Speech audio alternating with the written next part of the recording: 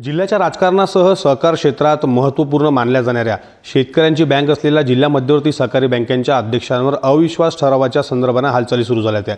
त्या विषयाची संपूर्ण बैठक आज या ठिकाणी आयोजित करण्यात आली होती।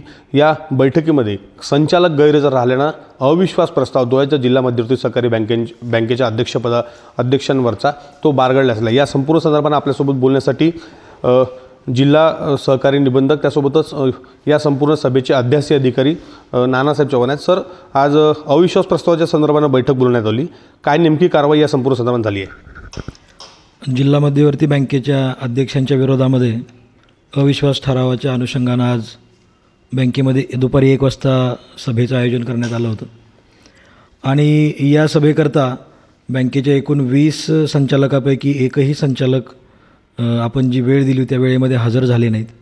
त्याप्रमाणे कायद्यातील तरतूद जी आहे की कोणीही संचालक त्या सभेत जर हजर नसतील तर तो ठराव नामंजूर करावा लागतो आणि त्यानुसार कायद्यातल्या तरतुदीप्रमाणे आजचा जो अविश्वास ठराव आहे तो आपण नामंजूर केलेला आहे। सध्या जर पाहिलं तर जे विद्यमान अध्यक्ष आहेत त्यांच्या विरोधात जो अविश्वास प्रस्ताव या ठिकाणी दाखल केला होता ते अध्यक्ष जे आहेत ते सध्या या संपूर्ण पदावर कायम आहेत?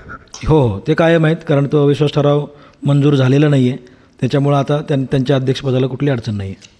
निश्चित या ठिकाणी जिल्हा बँकेचे अध्यक्ष मनीष पाटील यांना दिलासा जो आहे तो आजच्या या संपूर्ण बैठकीमध्ये मिळालेला आहे। कुठलाही संचालक जो आहे तो गैरहजर हजर जो आहे तो या बैठकीला न राहिल्याने अविश्वास प्रस्ताव जो आहे तो मनीष पाटलांच्या विरोधातला बारगडलेला आहे। ते पुन्हा एकदा जीवदान जे आहे ते मनीष पाटलांना या ठिकाणी नेमकं पडद्यामागच्या काय घडामोडी या संपूर्ण संदर्भानं जिल्ह्यातील राजकीय क्षेत्रामध्ये घडल्या त्यानंतरच संचालक गैरहजर असल्याचं बोललं जात आहे।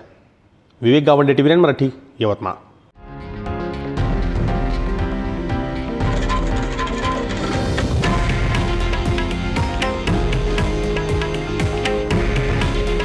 हे आहे देशातील नंबर 1 न्यूज नेटवर्क आणि आपण पाहत आहात TV9 मराठी। काळजी तुमची, हित महाराष्ट्राचं।